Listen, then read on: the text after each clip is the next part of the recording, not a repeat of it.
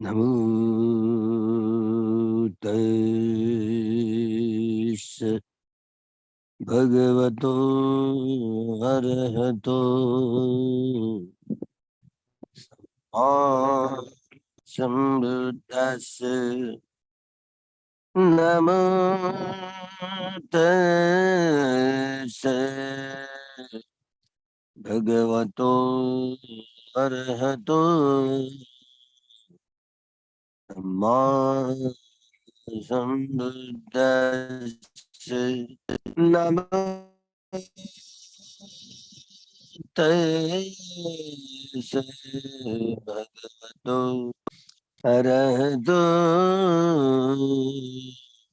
सम्मा सम्बुद्दस्स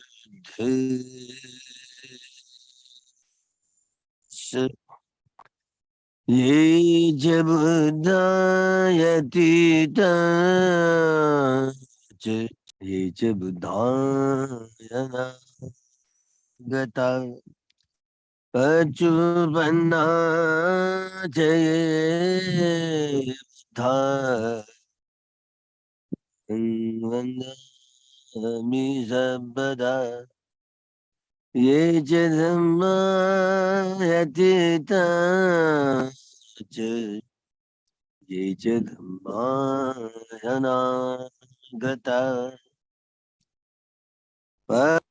पचुपन्ना च ये धम्मा वदामि सर्वदा ये च संगायतीता च ये च संघायनागता पचुपन्ना च ये संघा वदामि सर्वदा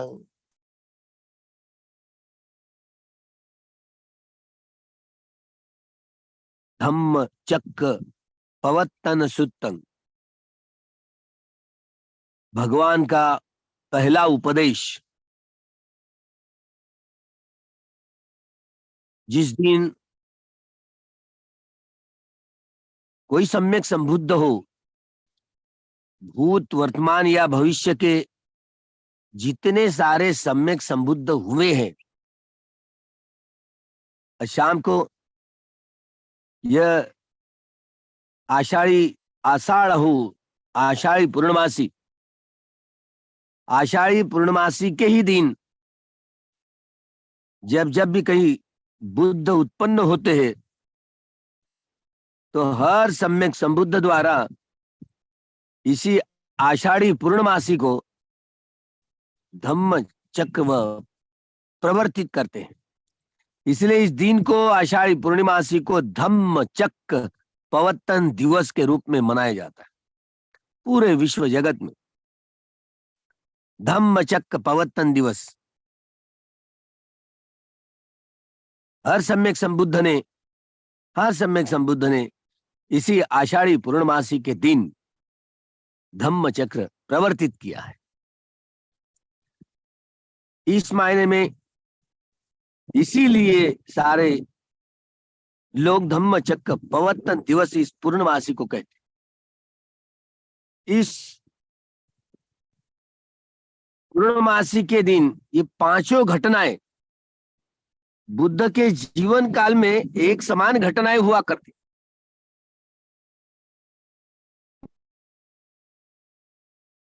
जैसे कि इस सिद्धार्थ गौतम जिस बुद्ध शासन में हम मनुष्य करके जन्म लिया, इस सिद्धार्थ गौतम की जन्म की कहानी जैसे शुरू होती है तो अपनी माता के कोख में प्रवेश करने का वह दिन, अपने माता के कोख में, वही तुषिता देवता लोक में से उनका नाम संतुषिता होता है और वो सफेद हाथी का रूप धारण करते हुए महामाया के ख्वाब में आते देवताएं उठा करके ले जाती है मानस सरोवर में, और यह सफेद हाथी का रूप लेकर के महामाया के ख्वाब में, महामाया के सपनों में और कहने लगते, माते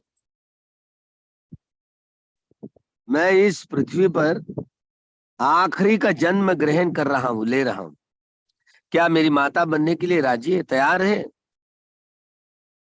तो यही है वो बात। तो अपनी माता के कोख में, माया जी के कोख में ये पटिसंधि जो होती है, प्रथम यह चित्त जो वर्तमान जीवन का, सिद्धार्थ गौतम के, जिसे पटिसंधि चित्त कहा गया है, तो हर सम्यक संबुद्धि प्राप्त करने वाले महापुरुष को उनके जन्म की कहानी यहां से शुरू होती है। विशेष रूप से आषाढ़ पूर्णिमासी को जब धम्मचक्र प्रवर्तन दिवस कहते हैं, तो सभ्य बुद्धा समा, सभी बुद्ध, ये 5 घटनाएं एक समान हुआ करती है। जैसे सिद्धार्थ गौतम का जन्म की ये प्रथम क्षण, यह आषाढ़ी पूर्णिमासी को अपने माता के कोख में, पटिसंधि प्रथम क्षण, आयु के 29वें साल में महाभिनिष्क्रमण होता है, वह भी आषाढ़ी पूर्णिमासी को। बुद्धत्व प्राप्त करने के बाद जब धम्म चक्र प्रवर्तित करते हैं, वह भी आषाढ़ी पूर्णिमासी के ही दिन। चौथी घटना, हर सम्यक संबुद्ध उनका संघ जो निर्माण करते हैं, बुद्ध, धम्म और संघ, तो पहली बार संघ की भी उत्पत्ति होती है, तो इसी आषाढ़ी पूर्णमासी के ही दिन हुआ करती है। और आखिरी 5वीं जो बात होती है, भगवान के और भिक्षु संघ के जो वर्षावास का प्रारंभ इसी आषाढ़ी पूर्णमासी से ही होता है। जैसे कि सिद्धार्थ गौतम जो सम्यक संबुद्ध हुए, और जो 5वीं जो घटना वर्षावास, वर्षा होती है, और वर्षा के समय में कीड़े मकोड़े पैरों से मर जाते हैं, बड़ी बहुत बारिश होती है। ऐसे समय में किसी विहार में जाकर के, जहाँ उचित जगह है वर्षावास करने की, वहां पर वर्षावास 3 महीने का, 4 महीना का करें। तो सिद्धार्थ गौतम ने भी जब बोधि प्राप्त की, धम्म चक्र प्रवर्तित किया, और वही पहला जो वर्षावास है,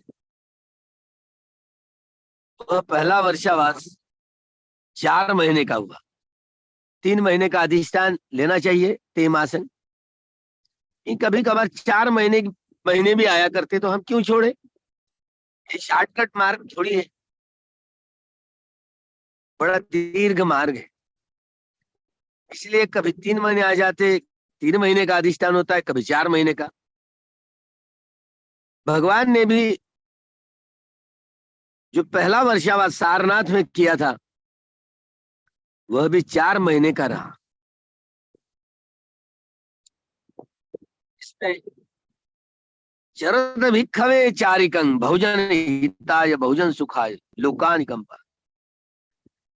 भगवान ये जो बार बार बातें दोहराते, बहुजनों के हित के लिए, सुख के लिए, भिक्षुओं को उपदेश करते हैं। एक भिक्षु वर्षावास समापन के समय एक अकेला एक दिशा में जाता है, मिलकर के नहीं जाते।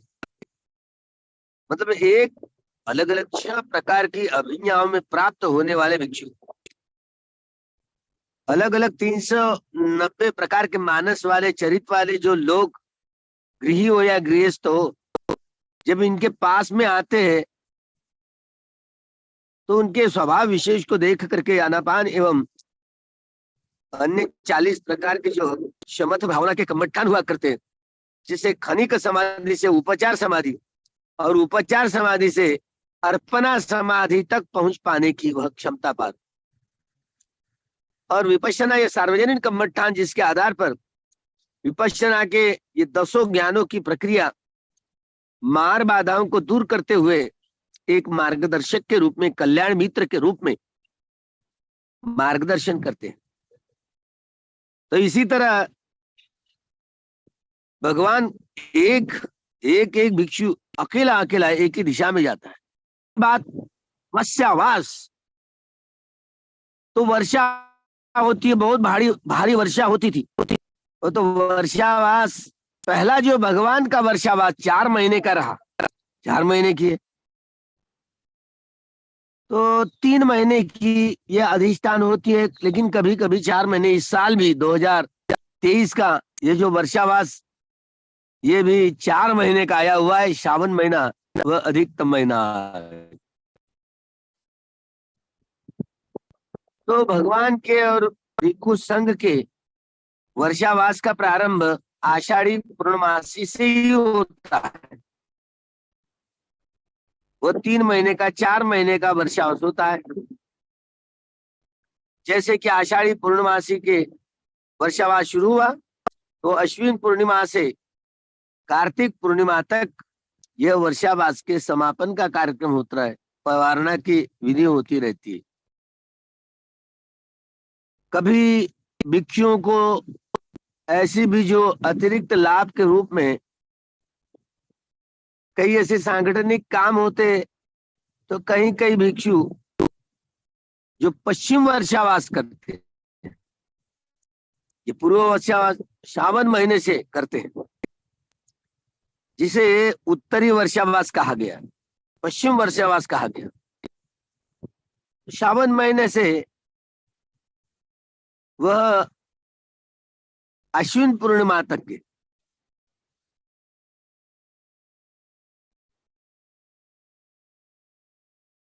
अभी इस साल तो 4 महीने का वर्षावास आया हुआ। वर्षावास किसी का खंडित ना होने पाए, 3 महीने वर्षावास करने के लिए कहा है, लेकिन कभी कभी 4 महीने आता है, अतिरिक्त मास भी क्यों ना हो। हमारा क्या बिगड़ता है, 4 महीने किया तो 4 महीने करना चाहिए भिक्षुओं ने, ताकि हमारा अधिष्ठान खंडित ना हो, खंडित ना होने पाए। ये होता है कि वर्षावास के भीतर 7 दिन की छुट्टियां ले सकते हैं अलग अलग भिक्षु लोग। जैसे विजयादशमी का समय आता है, बाकी जो बच जाते, तो आखिरी के 7 दिन भी छुट्टियां लेकर के फिर वर्षावास समापन का, पवारना का कोई अलग तिथि वो निश्चित करते हैं और प्रोग्राम करते हैं, समापन का काम करते हैं। लेकिन अपना अधिष्ठान पूरा करता है, जब अधिष्ठान खंडित ना हो पाए। इसीलिए जो पश्चिम वर्षावास होता है, वो भी जो कोई श्रावण पूर्णिमा से करे, वो कार्तिक पूर्णिमा तक करना चाहिए। कोई कहते हैं तो अश्विन पूर्णिमा से 3 महीने हो जाते हैं, करें, उसमें कोई लड़ाई झगड़े की बात नहीं है, अच्छा ही है। वह पश्चिम वर्षावास होगा। लेकिन ज्यादातर अश्विन पूर्णिमा से ही वर्षावास का प्रारंभ होता है। तो बहुत सारे भिक्षुगण धम्मचक्र प्रवर्तन दिवस जो होता है, तो यहीं से वर्षावास प्रारंभ किया करते हैं। वर्षावास के समय में जो गृही लोगों को, उपासक उपासिकाओं को बड़ा अच्छा पुण्य लाभ, तैयारियां करते हैं, भिक्षुओं को तैयारियां करते, भिक्षुओं के वर्षावास को। जैसे महाराष्ट्र में यह पंढरपुर जो है, पंढरपुर यह महाराष्ट्र का बहुत बड़ा शहर। महावंश में जो बात आई हुई है, अनुपिटक में जो बात आई हुई है, तीसरे संगायन के बाद देवानंद प्रियदर्शी सम्राट अशोक उनके उपस्थिति में जो तीसरा संगायन हुआ, उसके अध्यक्ष तीसरे संगायन के मोगलीपुत्र तिष्य महाथेर, इनकी अध्यक्षता में तीसरा जो संगायन संपन्न हुआ। संगायन के बाद में महाधम्मरक्षित थेर, यह यवन भिक्षु थे, ग्रीक के भिक्षु थे, जो अरहत भिक्षु थे। तीसरे संगायन के बाद उस महाधम्मरक्षित थेर नाम के वह ग्रीक भिक्षुओं को महारट्ठ में भेजा गया। और जैसे तुकोबा राया जी की बात मराठी में कहते हैं, जेव्हा नव्हतं चराचर तेव्हा वसवलं पंढरपूर, मतलब वहां पर कहीं नहीं था, पहले पंढरपुर का महास्तूप बनाया हुआ है। तो वहां पर जो मंदिर में विट्ठल की जो मंदिर में बाएं साइड में वहां पर धम्म लिपि के अक्षरों में यही तीसरे संगायन के बाद मोगलीपुत्र तिष्य द्वारा महाधम्मरक्षित थेर यह यवन भिक्षुओं को बुलाया और उसके महाविहार की जड़ से पायाभरणी से लेकर भगवान की मूर्ति की प्रतिष्ठापना करने तक उन्हीं के ही समक्ष यह सारी प्रक्रिया संपन्न हुई है, ऐसे धम्म लिपि में लिखी हुई है। अब बड़ो लोगों ने वहां वो जो अक्षर है धम्म लिपि के, उसको तहस नहस करते उसको उस पर चांदी का पतरा ढाक दिया गया। अब ये बात महावंश में आई हुई है। जैसे विट्ठल है ना, तो विट्ठल ये शब्द किसी ऋग्वेद, सामवेद, यजुर्वेद या अथर्ववेद, कई मनुस्मृति हो, पुराण हो, रामायण हो, महाभारत हो या भगवत गीता हो, इन सारे ग्रंथों में विट्ठल नाम का शब्द ही नहीं। ठितो वा ठितो मी इति उपजानाति, जो क्षणिक समाधि से लेकर उपचार समाधि और उपचार समाधि से लेकर अर्पणा समाधि तक पहुंच पाता है, स्थित प्रज्ञता की ओर बढ़ जाता है। ये सम्यक समाधि की बात, जो स्थित प्रज्ञता की ओर समाधिस्थ हो जाता है और अपने सारे दुखों को हरण कर ले, परास्त कर देता है, नष्ट कर देता है। तो यही बातें होती है, सुनते हैं। लेकिन एक उन्होंने ही महाधम्मरक्षित माही उस नगरी का नाम पौंडरिक रखा है। पौंडरिक यानी सफेद कमल होता है, सफेद कमल होता है, जो वहां नदी में भी और बड़े बड़े तालाब, उनमें सफेद कमल, ये जो बीज है, उन्होंने ही बहुत सारे महाधम्मरक्षित जी ने, और उन्होंने ही उस नगरी का नाम पौंडरिक रखा है। पुंडरीक वरदे हरि विट्ठल कहते हैं लोग। और पंढरपुर से फिर वही पौंडरिक से पंढरपुर, पीत वस्त्रधारी जो भिक्षु संघ वहां रहता था, और इतनी बड़ी फली फूली नगरी, ताकि महाराष्ट्र के कोने कोने से लोग इस आषाढ़ी एकादशी को वहां पर जाया करते, सारे सफेद सफेद वस्त्रों में। अभी जो वारकरियों का जो जत्था, भागवतियों का, वारकरियों का जो जत्था पंढरपुर की ओर आषाढ़ी एकादशी को पहुंच पाता है, वह एक वही जमाना था कि बुद्धं शरणं धम्मं शरणं संघं शरणं गच्छामि कहते कहते सारे लोग जाया करते आषाढ़ी एकादशी को, और भिक्षुओं को अपने वर्षावास 3 महीने के 4 महीने के वर्षावास के लिए ले जाया करते, कभी 3 महीने का, कभी 4 महीने का। और फिर आश्विन पूर्णिमा से लेकर कार्तिक पूर्णिमा तक वह समापन के, पवारणा के कार्यक्रम होते रहे। तो अपने अपने दानं दत्वा शीलं समाधित्वा उपोषित कम्मं कत्वा तंगस्सादेति अभिनंदन्ति। रागो उपज्जति, दोषो उपज्जति, मोहो उपज्जति, माना उपज्जति, दिट्ठि उपज्जति, विचिकित्सा उपज्जति, औदच्यंग उपज्जति, दोमनस्संग उपज्जति। न जाने ऐसे शमद भावनाओं के कम्मठानों का जब अभ्यास करने की सुविधाएं प्राप्त होती है, तो तो शरीर के ये सारी विकृतियां जो खामियां हैं, कमजोरियां हैं, राग है, द्वेष है, मोह है, अहंकार है, दुर्भावना है, चाहे काम तृष्णा हो, बहुत तृष्णा हो, बहुत तृष्णा, ये शरीर पर संवेदनाओं के रूप में अनुभव होने लगता है।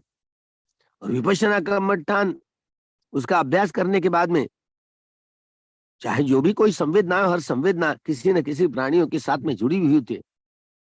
वो किले दादे पत्थर के लकीर वाले संस्कारों का संस्कार का संग्रह होता है।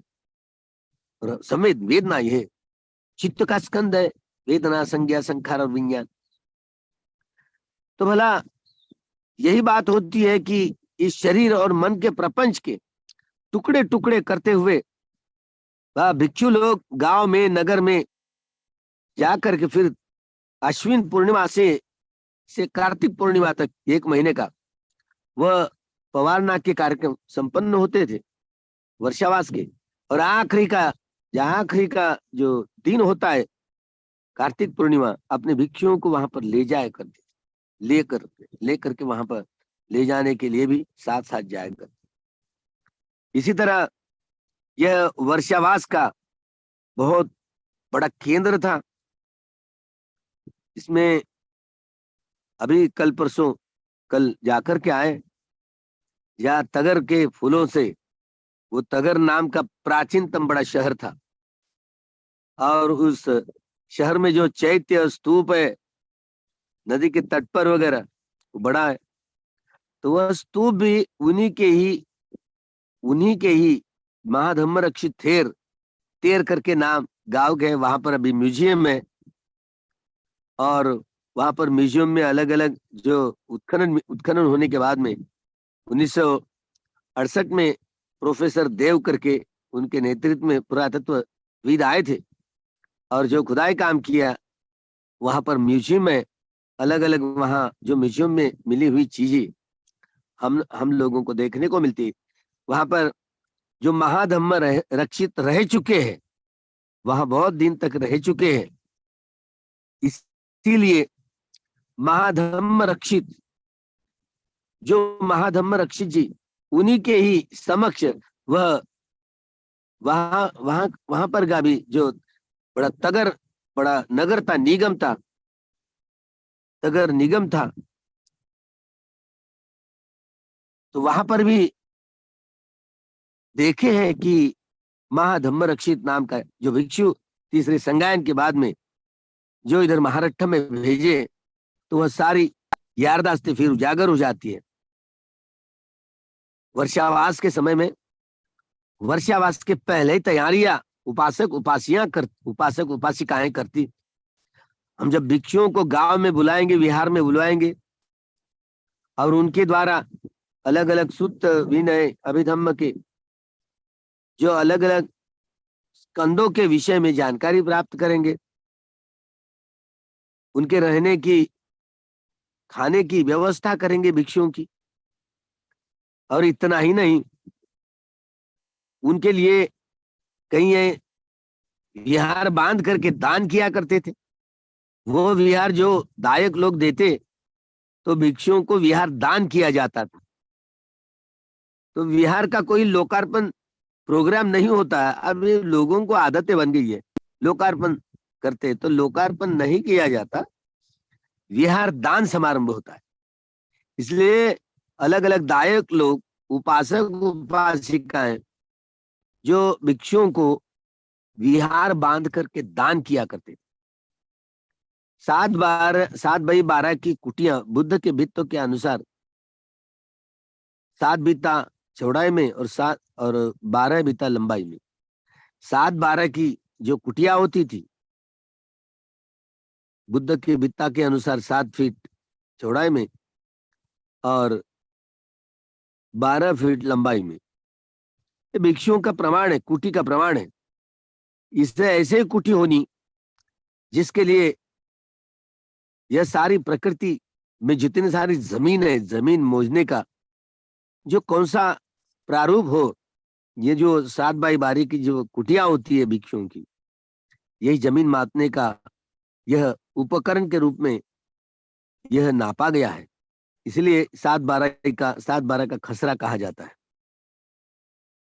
तो ठीक इसी तरह यह भिक्षुओं की कुटियां बांध करके उनको दान करना, वर्षावास में बुला करके 3 महीने अलग अलग उपासक उपासिकाएं अपने यहाँ बुला करके भोजन दान दिया करती थी।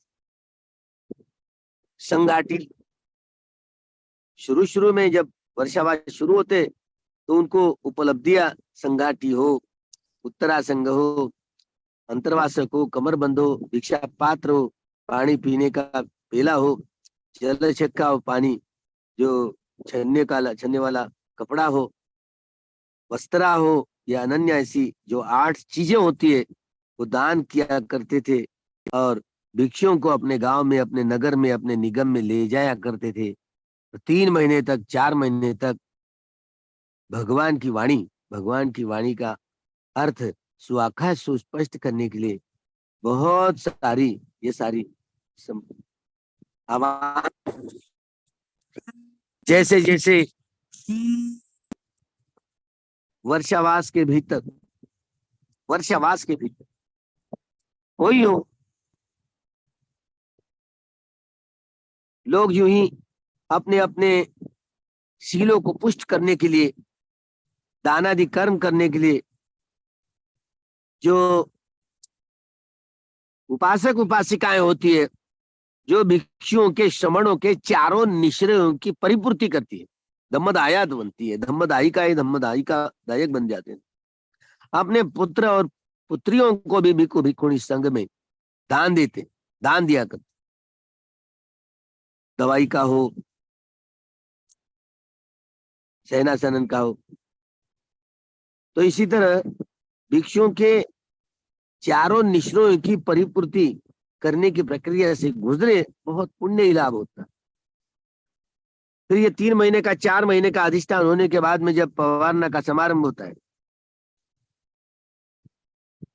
बड़ा जो भिक्षु होता है, जो पवारना होती है, परिशुद्धियां होती है, ताकि वो भिक्षुओं के जीवन में उनका अधिष्ठान पूर्ण हो,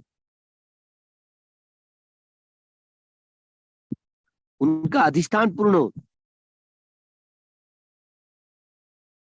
3 महीने का या 4 महीने का जो अधिष्ठान होता है, वह भगवान की वाणी, वह भी 3 महीने का या 4 महीने का अधिष्ठान जो भिक्षु करते हैं, उसमें बारिश के दिनों में नहाने के लिए एक वर्षा साटिका होती, वर्षा साटिका वो बुद्ध के बीता के अनुसार 2.5 बीता चौड़ाई में होती है और 6 बीता लंबाई में होती है। और अलग अलग उपासक उपासिकाएं वर्षावास के यह पूर्व संध्या पर वह भिक्षुओं को दान किया करते थे। भिक्षु नहाने के समय उस वस्त्र का इस्तेमाल किया करते थे। इसी तरह वह तीनों चिवरों के आधार पर वह संगाठी का इस्तेमाल ऐसे वर्षावास के भीतर किया जाता था। और 3 महीने रह करके भगवान ने जो धम्म चक्र प्रवर्तित किया है, उनकी मनोबल है, उनकी एकाधिकार चाहिए। दूसरा कोई व्यक्ति धम्म चक्र प्रवर्तित नहीं कर सकते, उनकी वो क्षमता नहीं होती। चाहे प्रत्येक बुद्ध भी क्यों न हो, वे भी धम्म चक्र प्रवर्तित नहीं कर सकते, क्योंकि उन दिनों प्रत्येक सम्यक संबुद्ध के काल में जो देवता गण होते, देवता लोग होते, मनुष्य लोग होते, बड़े स्थूल दिमाग वाले होते, बड़े मठ लोग हुआ करते। वह जानने वाला जो मन का खंड होता है ना, कॉन्शियसनेस, विज्ञान बड़ा स्थूल होता है। इसलिए वो जानने वाला इतना स्थूल चित्त वाले लोग होते, अरे जाने नहीं पाते, वो धम्म श्रवण करने की क्षमता ही नहीं होती उनमें। इसलिए किसको प्रकाशित करेंगे धम्म, किसको बतलाएंगे?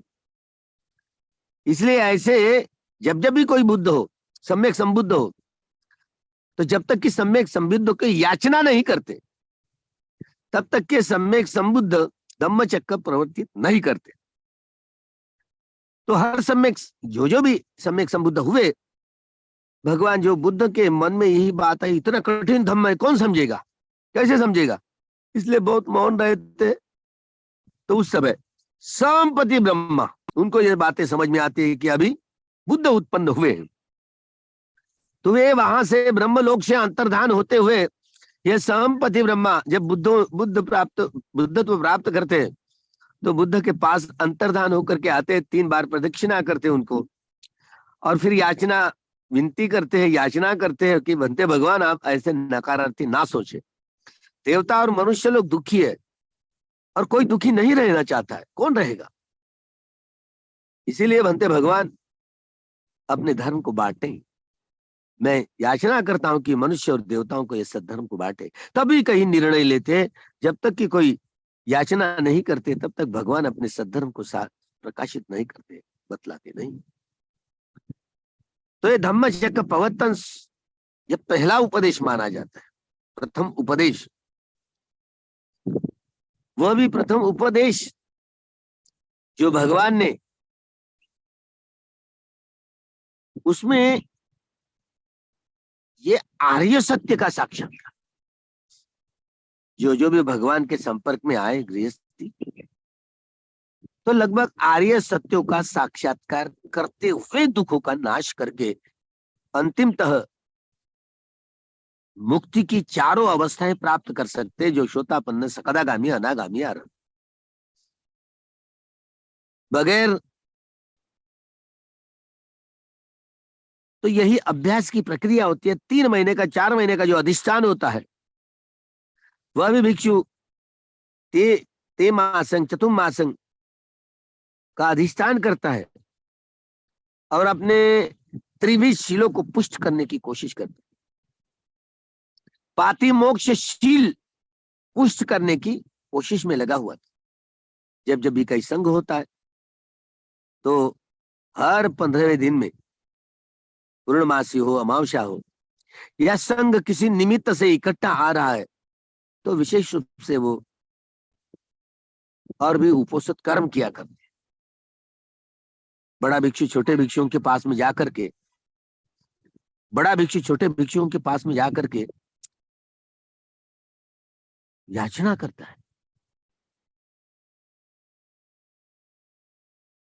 आपत्ति देशना करते हैं। अवसो मेरे द्वारा कहीं ऐसी आपत्ति हुई हो, कुछ कोई छोटे मोटे कहीं दोष हुए हैं, मैं अपने दोषों को देखना चाहता हूं। क्या आपको जानकारी है कि मेरे दोषों के विषय में? बोलिए।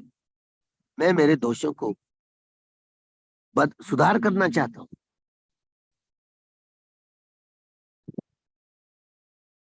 तो इसी तरह वह अपने दोषों को प्रकट कर, और जब उपोषित होता है पूर्णमासी पे या चतुर्दशी में, जिससे अपने अपने भीतर के दोषों को कैसे निकाला जाए, भगवान ने बार बार कही बात, धम्म और विनय ये मेरे उत्तराधिकारी। तो धम्म और विनय, धर्म के आधार पर विनय हो। इसलिए हर भिक्षु जो हर चतुर्दशी हो या अमावस हो, या अमावस के लिए उपोषित के लिए छोड़ देते थे, चतुर्दशी के भिक्षु संग करता है। और पूर्णमासी के दिन, हर 15वें दिन में भिक्षुओं ने उपोषित करना ही चाहिए अपनी पारिशुद्धि के लिए। इसलिए 3 महीने का, 4 महीने का अधिष्ठान होता है पवारणा। पवारणा मतलब यही परिशुद्धि होती है, परिशुद्धि होती है। हम हमारे त्रिविध शीलों को, पाति मोक्ष शीलों को कैसे पुष्ट करें, कैसे पुष्ट करें, क्योंकि नियम है। पाति मोक्ष शील जैसे जैसे पुष्ट हुआ करते, जैसे जैसे पुष्ट हुआ करते, वैसे क्षणिक समाधि से उपचार समाधि, उपचार समाधि से अर्पणा समाधि, तो ठीक सम्यक समाधि की अभ्यास की प्रक्रिया में बड़ी तरक्की होती है, जिसे ये तदंग प्रहार के आधार पर विखंबन प्रहार को पहुंच पाने की यह सारा संचय संग्रहित करते हैं, और जिसके आधार पर विपश्यना इस कम्मठान के आधार पर जो अनित्य लक्षण, दुख लक्षण और अनंत लक्षण के आधार पर, अनंत लक्षण के आधार पर जहां समता पुष्ट उपेक्षा भाव बलवत्तर हो जाता है, और ये वेदनाओं के आधार पर मैंने शिव गर्जना तभी की जब मैंने एक एक सत्य को चार चार प्रकार से, एक एक सत्य को तीन तीन प्रकार से गवेषणा करके देख लिया। ती परिवर्तन द्वादशाकारं यथा भूतं ज्ञान दर्शनं सुविशुद्धं अहोसी। 12 प्रकार से एक एक सत्य को तीन तीन प्रकार से गवेषणा करके देखा, 12 प्रकार से, तभी मैंने बुद्धत्व प्राप्त कर लिया है, ऐसे सिंह गर्जना थी। तो आर्य सत्यों का साक्षात्कार कैसे, एक एक सत्य को तीन तीन प्रकार से कैसे गवेषणा करके जाने, ये गवेषणा करी, नाम है, ये रूप है, ये शरीर है, ये मन है, इसके टुकड़े टुकड़े करके देखने की ये तीनों लक्षण, अनित्य लक्षण, दुख लक्षण, अनंत लक्षण, वेदनाओं की उदय से लेकर के व्यय होने तक का यह प्रपंच यथाभूत जानना, यथाभूत ज्ञान दर्शन, तो ये अनित्य बोध पुष्ट होता है। कोई वेदना सुखा दुखा अधुखा असुखा, ये शारीरिक वेदनाएं होती है, सौमनस्य और दौर्मनस्य ये चैतसिक वेदनाएं होती है। अभिधम्म के अनुसार ये 5 वेदनाएं होती है। वेदयति अति वेदना, वेदना या मन का खंड है, जो अनुभव करने वाला खंड होता है। तो भगवान की यह जो डॉक्ट्रिन होती है, हर मनुष्य या मनुष्यतर प्राणी, आप जब सद्धर्म की प्राप्ति होती है, भगवान का दर्शन होता है, भिक्षुओं का दर्शन होता है, तो जो यही कम्मठानों के अभ्यास करने की प्रक्रिया से गुजरे, तो एक एक सत्य को तीन तीन प्रकार की गवेषणा करना आ जाए। ये सत्य है, दुख सत्य है, क्या भला है दुख सत्य है? अरे दुख की परिभाषा करते हुए भगवान ने बार बार बात कही, जाति भी दुखा, जरा भी दुखा, व्याधि भी दुखा, मरणम भी दुखा, अपिये ही संपयोगो दुखो, पिये ही विपयोगो दुखो, यम पि चंगनतम लंपि लभतितं पि दुःखं संक्षिप्तेन पंच उपादान खंडा। जन्म ही दुख है, व्याधि दुख है, बुढ़ापा भी दुख है, मरण भी दुख है, प्रिय व्यक्ति का, वस्तु का, स्थिति का, रंग का, रूप का, आकृति का, आलोक का वियोग होना, वो भी दुख है। अप्रिय वस्तु का, व्यक्ति का, स्थिति का, रंग का, रूप का, आकृति का, आलोक का सहयोग होना, वो भी दुख है। मन में सारी बहुत बारी ये मिलना चाहिए, वो मिलना चाहिए, बहुत आसक्ति करते, ये मिले, वो बहुत सारे प्रयत्न करने के बावजूद अगर नहीं मिलती फिर भी दुख है। संक्षिप्त में पंच उपादान, यह शरीर मैं हूं, मेरा हूं, जुड़ा हुआ है ना, इसलिए मैं मेरा मेरा, इसके टुकड़े टुकड़े करके देखेंगे, अरे किसको मैं कहूं, मेरा कहूं। ठीक इसी प्रकार यह शरीर जो है, जो अग्निवायु जल पृथ्वी धातुओं से, अनुरेणुओं से, परमाणुओं से, अट्ठकलापों से बना हुआ है, ये अपने मन के द्वारा ही बनाया। ये मन के ही वेदना, संज्ञा, संखार और विज्ञान, ये चारों खंड इसके टुकड़े टुकड़े करके देखने की सारी प्रक्रिया है। तो ये नाम और रूप, ये शरीर और मन, इसी तरह विपश्यना इस कम्मठान के आधार पर इस शरीर के और मन के टुकड़े टुकड़े करके देखने के बाद ही एक एक सत्य की तीन तीन प्रकार से गवेषणा की जाती है। अरे वेदनाओं का सारा प्रपंच दुख ही तो है ना, वेदना हो, दुख हो, अदुखा, सुख हो, सौमनस्य हो या दौर्मनस्य हो, संवेदनाओं का सारा प्रपंच। अरे सुखा वेदनाएं प्रतिक्रिया की तो राग की गांठें बांधेंगे, दुखा वेदनाएं प्रतिक्रिया कर किए तो द्वेष की गांठें बांधेंगे, और दुखा सुखा वेदनाएं प्रतिक्रिया करके मोह ममता की गांठें बांधेंगे। दुख ही तो है ना, सौमनस्य हो या दौर्मनस्य, वेदना पच्चया तन्हा, तृष्णा का ही निर्माण करेंगे तो दुख का ही निर्माण करते, वेदनाओं का सारा प्रपंच दुख है, इसलिए दुख बोध हुआ। दुख ज्ञान के आधार पर, दुख बोध उपेक्षा भाव के आधार पर ही पुष्ट होता है। अगर उपेक्षा भाव नहीं रहा तो कैसे पुष्ट होगा? ठीक इसी तरह ये तीसरा लक्षण है जो अनंत लक्षण, अत यानी मैं, अनंत यानी मैं नहीं हूं, मेरा शरीर भी मेरा नहीं है, न मेरा मन है, तो ये शरीर के और मन के प्रपंच के टुकड़े टुकड़े गए। अरे किसी न किसी अग्नि या वायु या जल या पृथ्वी, किसी न किसी धातु की प्रधानता लिए हुए जब सारा शरीर संवेदनशील हो जाता है, तरंग ही तरंग, किस तरंग को मैं कहूं, किस पृथ्वी अग्नि वायु जल पृथ्वी धातु के तरंग को मैं कहूं, मेरा शरीर कहूं, क्या हुकूमत मेरी चलती है? ऐसा ऐसा हो नहीं होता। टुकड़े टुकड़े सारे तरंग ही तरंग, अट्टकलापों की तरंग ही तरंग। और ये वेदना, संज्ञा, संखार और विज्ञान, किसी प्रकार की वेदना हो, या सुखा हो, दुखा हो, अधुखा सुखा हो, किसी प्रकार की समझे, ये मूल्यांकन करने वाला, पहचान करके मूल्यांकन करने वाला मन का खंड संज्ञा कहला जाता है। वेदना अनुभव करने वाले मन के खंड को वेदना। संखारा प्रतिक्रिया करता है, प्रतिक्रिया करते हुए राग की, द्वेष की, मोह की गांठे बांधने का काम करता है। वेदना पच्चय पंजा, वेदना पच्चय पंजा। अभी प्रज्ञा से देखना है, ये अनंत लक्षण, ये शरीर में ये सारा तरंग, वेदना, संज्ञा, संखार और विज्ञान, सारे तरंगे तरंग वो भी उत्पाद होकर के नष्ट होते उत्पाद। ये लौकिक धर्म है। यही लौकिक धर्म को हम समझ लिया, अरे सारे तरंग, ये शरीर सारा तरंगे तरंगे, मन भी सारा तरंगे तरंगे, किस तरंग को मैं कहूं, मेरा शरीर कहूं, मेरा मन कहूं, क्या हुकूमत मेरी चलती है? अनात्म है ना, अनात्म है ना।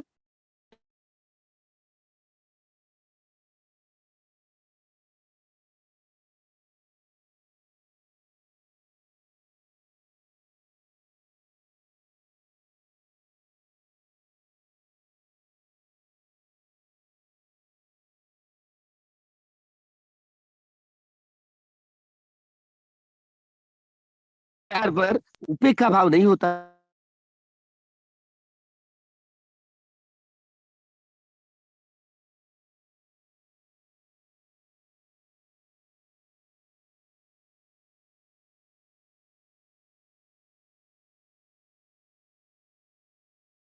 इसकी परिधि जानने योग्य है। परियंती में भी कवि परिज्ञातंग, इसकी परिधि मैंने जान लिया, मतलब दुख सत्य है। एक बात, दुख की परिधि मतलब वेदना, वेदनाओं का सारा प्रपंच दुख की परिधि है। परियंती में भी वेदनाओं का सारा प्रपंच उन्होंने जानने योग्य है। परिज्ञातंग, वेदनाओं का सारा प्रपंच जान लिया, मतलब एक सत्य को, दुख सत्य को इसी तरह तीन प्रकार से जानने से दुख अर्य सत्य में बदल गया। दुख समुदय सत्य। अरे नंदी राग सहगता तत्र तत्र अभिनंदन, अभिनंदन करती है। सुखा वेदनाएं प्रतिक्रिया करके राग की, दुखा वेदनाएं प्रतिक्रिया करके देश की, और दुखा सुखा प्रतिक्रिया करके मोह मूर्छा करता है।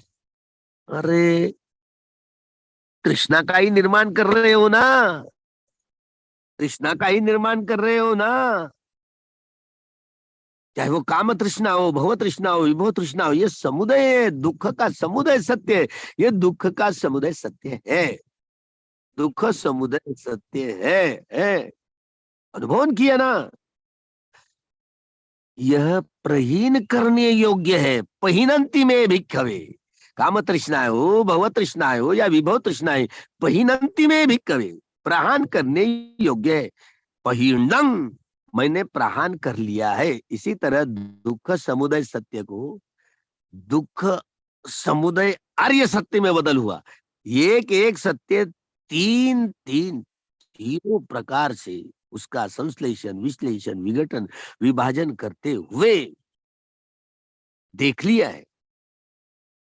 इसीलिए दुख समुदय सत्य, दुख समुदय आर्य सत्य में बदल गया। लोकीय अभी लोकोत्तर सत्य में बदल गया। दुख निरोध सत्य, दुख निरोध सत्य है। क्या निरोध होता है? वेदनाओं, कोई वेदनाओं का, वे हर वेदनाओं का स्वभाव उत्पाद होता है, वे होता है। यथाभूत देखना आया। कैसे देखे? अरे सखी तंति में भी साक्षात्कार करने योग्य है। दुख निरोध है वह साक्षात्कार करने योग्य है। कैसे साक्षात्कार किया जाता है? कैसे साक्षात्कार किया जाता है? यह शरीर और मन के प्रपंच के टुकड़े टुकड़े करते हुए सम्मर्शन ज्ञान, उदय ज्ञान, भंग ज्ञान, भय ज्ञान, अभिनव ज्ञान, निबिदा ज्ञान, मुंचित काम्यता ज्ञान, पटिशंका ज्ञान, संखारोपेक्षा ज्ञान और अनुलोम ज्ञान, 10 ज्ञानों की अनुभूति करते करते करते करते ये एक एक कड़ी, एक एक मील के पत्थर पार करते करते जब ये गोत्रभू चित्त उत्पन्न होता है, ये अनित्य से के नित्य की ओर ले जाने वाला, ये दुख से सुख की ओर ले जाने वाला, और अनंत से अनंत की ओर ले जाने वाला, यह यह मार्ग एक एक ऐसे निरोध होता है। वेदना चाहे किसी पुष्ट भाव हुआ, अनित्य बहुत पुष्ट हुआ, दुख बहुत पुष्ट हुआ, क्या किसी प्रकार की वेदना हो, अनंत बहुत पुष्ट हुआ तो निरोध होता है। ये मैंने साक्षात्कार करके मैंने निरोध किया है। दुख का निरोध सत्य है, साक्षात्कार करने योग्य है, और मैंने साक्षात्कार कर लिया है। इस प्रकार दुख निरोध सत्य तीनों प्रकार से गवेषणा की ना। दुख निरोध आर्य सत्य में परावर्तित बदल गया, लोकोत्तर सत्य, आर्य सत्य, नोबेल ट्रूथ। चौथा सत्य दुख निरोधगामिनी पटिपदा, यह सत्य है। दुख निरोधगामी 8 अंगों वाला मार्ग है। भगवान ने इस धम्मचक्र पहले उपदेश में बताया, 8 अंगों वाला मार्ग है। सम्मा दृष्टि, सम्मा संकल्प, सम्मा वाचा, सम्मा कमंतो, सम्मा आजीव, सम्मा वायामो, सम्मा सती, सम्मा समाधि। वाजी कल्याण, मज्ज कल्याण, अंत कल्याण। क्यों? सम्मा दृष्टि ये भी कल्याणकारी है। बीच के ये 6 अंग ये भी कल्याणकारी है, मध्य में भी कल्याणकारी है, और अंत सम्मा समाधि ये भी कल्याणकारी, शुरू में भी, मध्य में भी और अंत में भी कल्याणकारी है। इसलिए इस मार्ग को जानना है। कैसे? यह 8 अंगों वाला मार्ग ये सत्य है, और ये सत्य भावित करने योग्य है। भावे तब्बंती में भिक्खवे, ये भावित करने योग्य है। मैंने भावित कर लिया है, भावितंग। इसीलिए यह मार्ग को तीन दुख निरोधगामिनी पटिपदा सत्य को, इसको मैंने तीन बार गवेषणा करके देखा, भावित करके देखा है, देख लिया है। तो इसी तरह 12 प्रकार से मैंने एक एक सत्य को 3 प्रकार के गवेषणा करके देखा है। तो ही दुख समुदय, दुख निरोध, दुख निरोधगामिनी पटिपदा सत्य आर्य सत्य में बदल गया, तो ही मैंने बुद्धत्व प्राप्त किया। ऐसे सिंह गर्जना की। तो यही भाव, यही 3 महीने 45 20 दिन भिक्षु जिस विहार में वर्षावास करते, तो भगवान भी 20 दिन उपासक उपासिकाओं को अनापान सती एवं अन्य शमद भावनाओं के उनके मानस को देखते हुए कम्मठ ठानों के द्वारा अभ्यास करवा लिया करते थे। और 1 महीना सातत्य, 1 महीना विपश्यना इस कम्मठ ठान का अभ्यास करने के लिए उनकी करवा लेते थे। इसीलिए कितने सारे लाखों की तादाद में लोग वर्षावास के समय में लोग श्रोतापन्न, अनागामी या अर्हत्व प्राप्त किया करते होता था। ये प्रपंच है। इसीलिए वर्षावास के समय में भिक्षुओं का 3 महीने का अधिष्ठान, जैसे कि हम नागसेन भिक्षुओं को देखते, नागसेन मिलिंद पन्न जब पढ़ेंगे, पता नहीं उन दिनों वह ग्रीक यौवन राजा मिनांडर जी बड़ी टसल करने वाले बहुत पुण्यवान थे। अलग अलग साधु संतों को बुलवा करके धर्म चर्चा करते थे, और इतना ही नहीं हरवा लेते थे। 1-2 नहीं, 500, उन दिनों 500 भिक्षु भी थे, और 500 तीनों प्रकार की अभिज्ञा में करने वाले शुष्क थे, लेकिन उनके का जवाब नहीं दे पाए।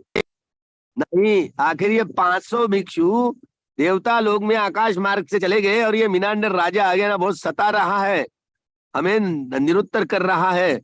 तो उनके लिए देखिए, याचना करने के बाद यह नागसेन भिक्षुओं को उनके लिए जन्म लेना पड़ा, लिया। तो धर्म इतना स्वस्थ नहीं, इतना सीधा सरल नहीं है, बहुत कठिन है। तो मिनांडर राजा फिर मिलिंद राजा जो बन गया, तो सारे सवालों का जवाब देना, एक धम्म स्कंद का उचित रूप से, योग्य रूप से, जैसे भगवान ने बताया, भगवान जैसे 14 प्रकार के ज्ञान के आधार पर सद्धर्म को सुव्याख्यात किया करते थे, समझा देते थे, ऐसे ही समझाने वाले जब तक के ऐसे अभिज्ञा, 6 प्रकार की अभिज्ञा प्राप्त करने वाले व्यक्ति, ऐसे लोग नहीं आते बनते हैं वर्षावास के समय, तो वह कितना वर्षावास पुण्य होता है, पुण्यवान का होता है। और अलग अलग ऐसे उपासक उपासिकाएं जो भिक्षुओं के दानादि कर्म करते हैं, भोजन दान करते, चिवर दान करते, अष्ट परिष्कार दान करते, कुटिया बना करके दान करते, विहार बना करके दान करते, तो न जाने औषधोपचार दवाइयां दान करते हैं। तो ठीक वह पुण्यों का जो, क्योंकि भिक्षुओं को दान देना बहुत बड़े पारमिताओं की परिपूर्ति करने की प्रक्रिया से जाना है। तो ठीक इसी प्रकार जहां जहां भी जो भिक्षु लोग हैं, जहां वर्षावास के लिए बुलवाते थे, ठीक पंढरपुर का भी है। बाद में जो पंढरपुर पंढरपुर नगरी कही गई है, जो भिक्षुओं ने तीसरे संगायन के बाद में महाधम्मरक्षित नाम के उस अरहत यवन भिक्षुओं ने, ग्रीक भिक्षुओं में, और वो विट्ठल का जो टोप है ना, सर्पा टोप, वह ग्रीक टोप है, वह यवन टोप है, वो महाधम्मरक्षित ने लेकर के आया था, ऐसे महावंश में आया हुआ है। तो बातों को बड़ी अच्छी ढंग से समझे कि वर्षावास के लिए महाराष्ट्र में इतना सारा वारकरियों का जत्था। यही बात है, 1 जनवरी 1927 को भीमा कोरेगांव के विजय स्तंभ पर जब गए और बाबा साहब को श्रमण संस्कृति और ब्राह्मण संस्कृति की इतिहास की दरार जब समझ में आई, हमारा पराभूतों का इतिहास है, तो बाबा साहब ने यह जो प्रेरणा स्थान शमन संस्कृति और ब्राह्मण संस्कृति के बीच की दरार सारा विश्व बुद्धमय धम्ममय करने तक पहुंच पाए, इस दृष्टि को, युद्ध को नहीं बुद्ध की जरूरत है। फिर भी यह बाबा साहब का सामाजिक क्रांति का यह अभियान आखिरी में धम्म क्रांति में बदल गया, धर्मांतरण में बदला, बुद्ध की ओर गया। और वो बुद्ध की ओर जाने के लिए बाबा साहब का प्लान ही यही था कि पंढरपुर में ही वह धर्मांतर 1956 की बुद्ध जयंती के अवसर पर करने वाले थे। देखिए, धम्मचक्र प्रवर्तन जिस दिन होता है, तो ये बुद्ध जयंती के अवसर पर करने वाले थे धर्मांतर। वो हो नहीं पाया, स्थूल चित्त वाले लोग थे, नहीं हो पाया। बाबा साहब ने पंढरपुर ही क्यों चुना था? ये सारे लोग बुद्धं शरणं गच्छामि, सफेद सफेद ये वो वारकरी होते हैं ना, अभी तो शिंगरी टोपी डाल देते हैं, टोपी सफेद वाली, वो पाटिल लोगों की, गांधी टोपी नहीं है, वो पाटिल लोगों की टोपी है, पटेल लोगों की टोपी है। तो न जाने पूर्व यहाँ काल में जहाँ जहाँ नगर था, धम्म नगर था, तो अलग अलग साधु संतों ने महाराष्ट्र के वो बुद्ध रूप ही कहा गया विठल को। तो ठीक ठीक तरीके से की समझ में आए सारी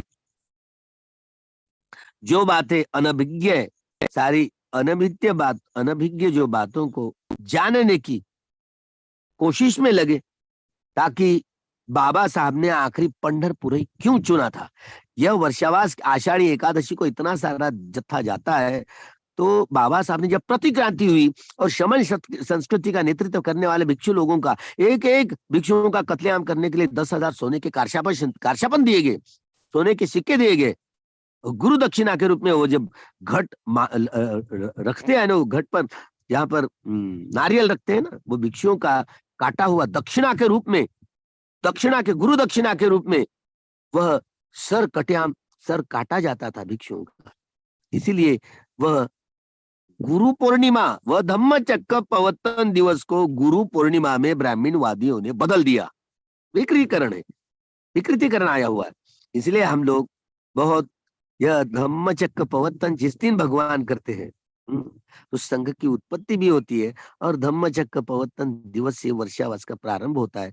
हाँ, और इसी तरह चाहे वो सिद्धार्थ महाबोधिसत्व का जन्म हो, महाभिनिष्क्रमण हो, धम्मचक्र प्रवर्तन दिवस, संघ की उत्पत्ति हो, या भिक्षु और भगवान के वर्षावास का प्रारंभ हो, ये पांचों घटनाएं एक समान आषाढ़ी पूर्णिमा से कोई होती है, इसलिए धम्मचक्र प्रवर्तन दिवस के रूप में कहा जाता है।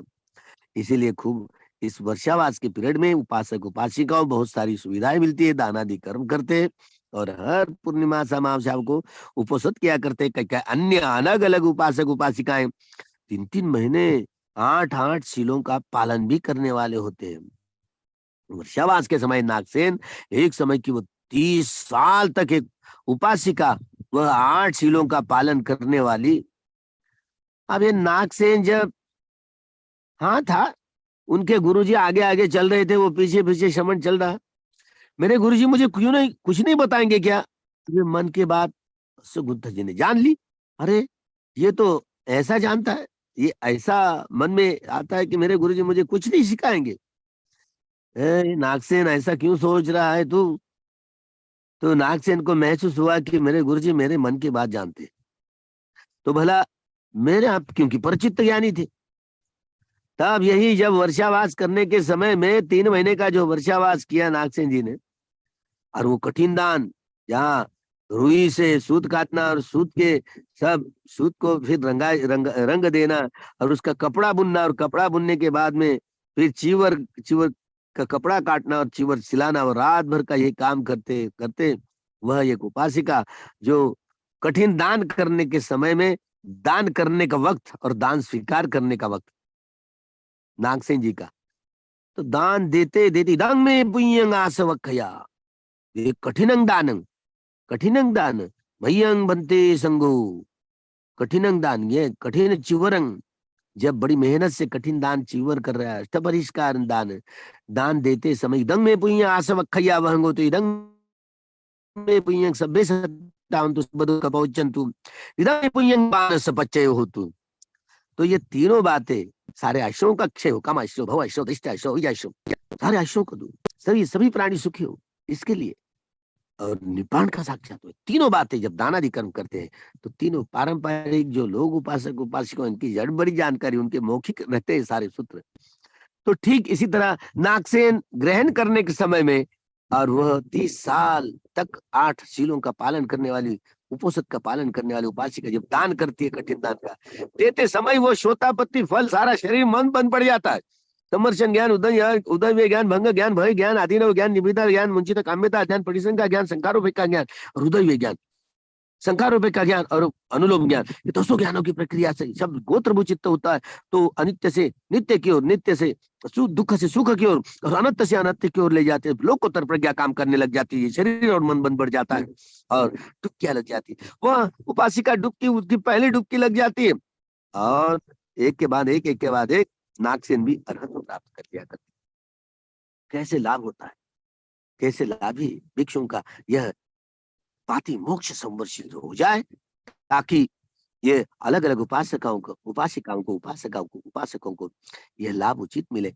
सारे लोगों को बुद्ध शासन का यह जो सुंदरता की 3 महीने का 4 महीने का अधिष्ठान हो, परिपूर्ण हो, परिशुद्ध हो, ताकि सभी को यह सद्धर्म के 10 पारमिताओं की घड़ों की परिपूर्ति हो जाए, और मार्गदर्शक मिले, ताकि मार बाधा जितनी सारी काम छंद व्यापार तीन विद्या औदत्य कौकृत्य विचिकित्सा सक्का दिट्ठी कामराग रूपराग अरूपराग मान या अविद्या, सारी जितनी सारी मार बाधा है सभी दूर हो पाए। ऐसे दूर करने के लिए, सारी मार बाधाओं को दूर करने के लिए मार्गदर्शक मिलते हैं, कल्याण मित्र मिलते हैं, तो ही ऐसे समय आ जाता है, और ताकि फल पकता है, तो ही लाभान्वित होते। धर्म का रसा साधन करने का यह समय वर्षावास इतना पवित्र होता है, इतना पवित्र होता है। यह पवित्र वर्षावास की शुभकामनाएं देते हुए सभी भिक्षुगण भिक्षुणियां और सभी उपासक उपासिक गणा को बहुत शुभकामनाएं। इस धम्म चक्र प्रवर्तन दिवस के अवसर पर, जो बाबा साहब ने राष्ट्रपति के निवास स्थान पर राज्य में विहित हो, जहां भगवान बुद्ध की मूर्ति आशीर्वचन देने की, और लोकसभा में, राज्यसभा में सभापति के कुर्सी के पीछे धम्म चक्र प्रवर्तन है, 4 सिंहों की राज मुद्रा, 32 हारों का चक्र और धम्म चक्र इस झंडे में, राष्ट्र के झंडे में। बाबा साहब ने यह सधर्म राजा अगर धार्मिक हुआ, तो न जाने भौतिक जीवन को भी सजाएंगे, और आध्यात्मिक जीवन को भी सजाने वाले यह वर्षावास के समय में भी कितना पुण्य लोग अर्जित करेंगे, ताकि अपना पुण्य अर्जित करते हुए 10 पारमिताओं के जब घड़े भर जाएंगे, तो निश्चित रूप से उनके जीवन यापन करने में वहां कल्याण मित्र मिल जाएंगे, और इस सारी मार बाधाओं को दूर कर पाएंगे, और सद्धर्म में लाभान्वित होने की ये सारी सुविधाएं उनकी प्राप्त हो। खूब मंगल हो। वर्षावास की धम्म चक्र प्रवर्तन दिवस की सभी शुभकामनाएं यहीं पर मैं अपने शब्दों को विराम देता हूं। सुब्रीसु चक्रवालेषु यका देवाच ब्रह्मणो यं अम्हि कतं पुयं सब संप्रति साधकम् सवितं अनुमोदित्वा समग्रं शासने रतं प्रमादरहिता भवन्तु आरक्षासु विशेषतो पुण्यभागमिदं चयं समं ददाम कारितम् अनुमोदन्तु तं सबे मेदिनी तदु सखी के मेदिनी तदु सखी के मेदिनी तदु सखी के भवतु सर्वमङ्गलं भवतु सर्वमङ्गलं भवतु सर्वमङ्गलं। साधु साधु साधु। सुखी होन्तु सुखी निदुःखा निरोगा निब्बाण पच्यन्तु। सबका मंगल हो, सबका कल्याण हो, सबकी स्वस्थ मुक्ति हो, स्वस्थ मुक्ति हो, स्वस्थ मुक्ति।